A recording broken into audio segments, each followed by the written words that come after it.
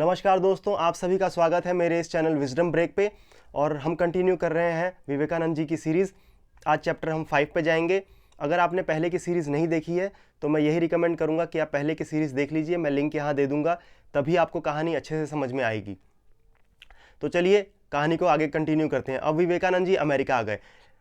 अब हम इस सीरीज़ में स्वामी विवेकानंद जी कहाँ कहाँ घूमे और उनका क्या क्या एक्सपीरियंस रहा, हम इस बारे में बात करेंगे। हम इस सीरीज़ में धर्म सभा की बात नहीं करेंगे। धर्म सभा की सीरीज़ हम अगले चैप्टर में बात करेंगे। धर्म सभा के बारे में हम अगले चैप्टर में बात करेंगे। तो सभी आदमी की ना एक मन में ख्वाहिश होता है कि मैं अमेरिका जाऊं, मैं कनाडा जाऊं, मैं लंदन जाऊं, मैं पेरिस जाऊं, मैं फ्रांस जाऊं, मैं जर्मनी जाऊं, मलेशिया जाऊं, सिंगापुर जाऊं, फिर हांगकांग, जापान, मतलब ऐसे बड़े बड़े देशों में जाने की ना लोगों की बहुत ख्वाहिश होती है। और आप सबको जान करके हैरानी होगी कि विवेकानंद जी के पास एक भी पैसा नहीं था, लेकिन वो सभी देशों में घूम लिए। इन सभी बड़े देशों में, बड़े देशों के सिटीज़ में, हर जगह वो घूम लिए। खैर, वो जानेंगे हम कैसे कैसे घूमा उन्होंने और कैसे कैसे उन्होंने धर्म का प्रचार किया। तो इस सीरीज़ में हम यही बात करने वाले हैं। अब ये बातें हमें कैसे पता है कि वो यहाँ यहाँ घूमे?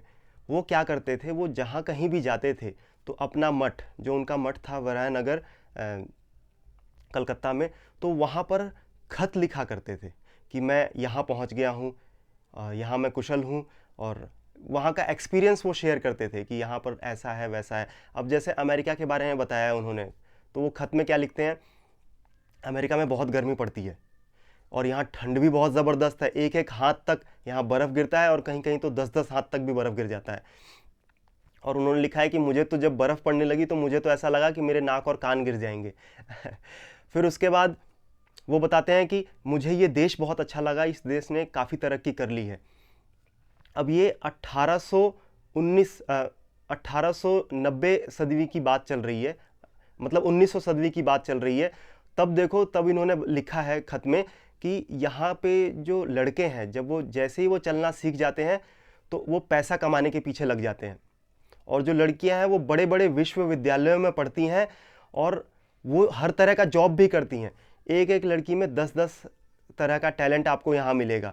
तो वो इस चीज़ को लिखते हैं कि अगर हम अपने देश में कुछ ऐसा कर पाएँ तो हमारा देश कितना तरक्की कर जाएगा। फिर वो लिखते हैं कि सिर्फ यहाँ पर मैंने तरक्की ही नहीं देखी, यहाँ पर सिर्फ मैंने अच्छा नहीं देखा है, वहाँ पर उन्होंने काफ़ी सारी बुराइयाँ भी देखी थी। जैसे हमारे देश में क्या होता है, कास्ट सिस्टम है, इसकी नीची जाति है, ये ऊंची जाति है, तो नीची जाति वालों को मतलब अच्छे से ट्रीट नहीं किया जाता। तो उन्होंने वहाँ पर देखा जो काले लोग हैं और गोरे लोग हैं, उन्हीं में फ़र्क है। जो काले लोग हैं उनको जानवरों से भी बदतर ट्रीट किया जाता है। इनफैक्ट उन्होंने यहाँ तक भी लिखा है कि काले आदमी को अगर आपने गोली भी मार दी ना तो आपके ऊपर कोई केस नहीं बनेगा। मतलब काले आदमियों को इतना मतलब भद्दा और बेकार मतलब इंसान तो उन्हें ट्रीट ही नहीं किया जाता था, जानवर से भी वो बदतर थे। यहाँ के जो लोग हैं उनकी दिनचर्या क्या है, क्या खाते हैं, कैसे रहते हैं, काफ़ी सारी चीज़ें वो खत में लिखा करते थे। जैसे वो जापान गए तो जापान के बारे में भी उन्होंने बताया कि यहाँ पर पहले जापान की राजधानी क्योटो हुआ करती थी, अब टोक्यो है। जापान ने उस समय जापान ने किसी तरह का युद्ध रशिया से जीता था। तो उन्होंने वहाँ की जब टेक्नोलॉजी देखी तो उन्होंने मतलब उन्होंने ये पाया कि जो जापान है तब के समय का सबसे ताकतवर देश था। वो जापान कितना छोटा सा होता है मैप में, लेकिन वो सबसे ताकतवर देश तब का था।